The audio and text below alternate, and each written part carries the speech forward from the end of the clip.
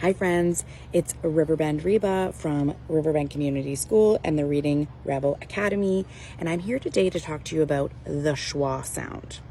So the schwa can be very tricky for children and adults to understand.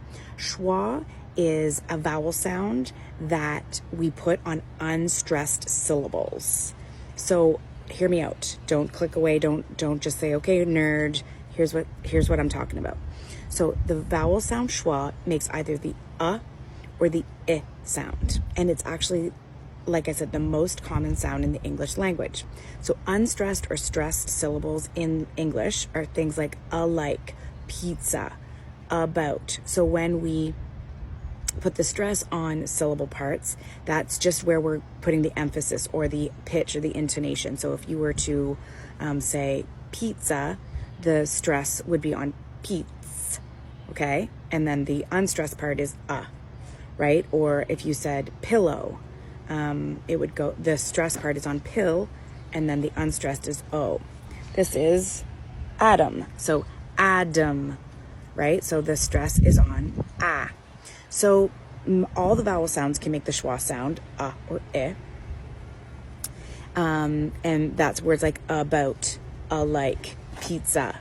So it's when the vowel sound isn't making its long or short sound. Okay, this is a brand new sound for the vowels to make, which is or I.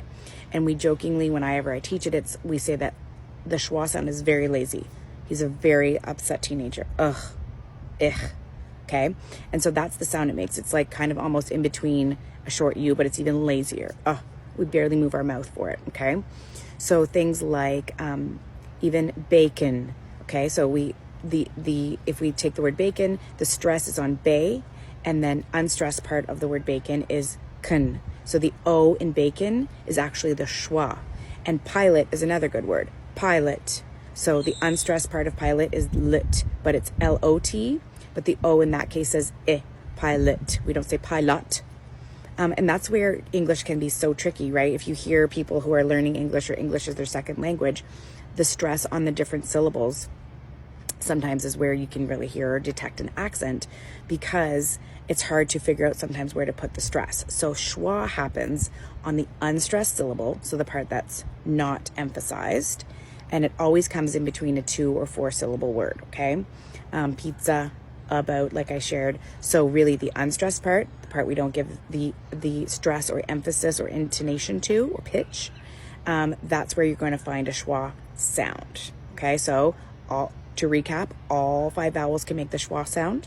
The schwa sound is either or I. So if you think of the word banana, say banana with me. Banana, right? If you were to call it for dinner, banana.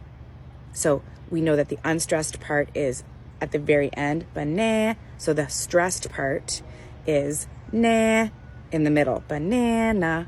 So the unstressed part comes at the very end, and then in that case, it's not banana, or banan, short A says so it's not banana, it's banana, and then it just gives up at the end. So schwa, most spoken sound in the English language, bet you didn't know that, maybe you did, comes on the unstressed part of a syllable.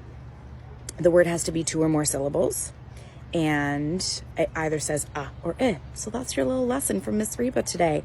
If you are curious about all these rules and how to teach using the science of reading and structured literacy, because these are the kinds of rules and concepts that we teach kids directly. We don't just expect kids to know it by just reading words or reading to them. They're not going to learn these rules unless they are directly and explicitly taught how to do them. And then guess what happens? Reading and spelling becomes a lot less mystical. For many years, it was just the phrase was, that's just English. It's just really hard. Don't even worry about it. You just have to memorize it.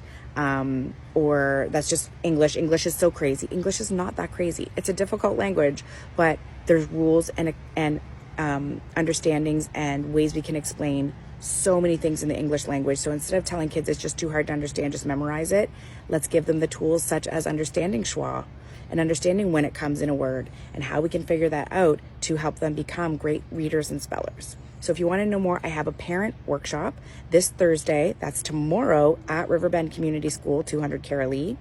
And this is great for parents and teachers. It's a 2-hour workshop to kind of kick off your structured literacy and science of reading journey, and how you can make these rules and concepts and teachings come to life in your home or your classroom. So that's the schwa, baby. Okay, and there's some really great fun. There's a really wonderful YouTube channel called Miss Savaro Reads, and she has all these really fun spoof videos. I always show to my students. If you find her on YouTube, absolutely go check her out. She's amazing. Okay, have a great day.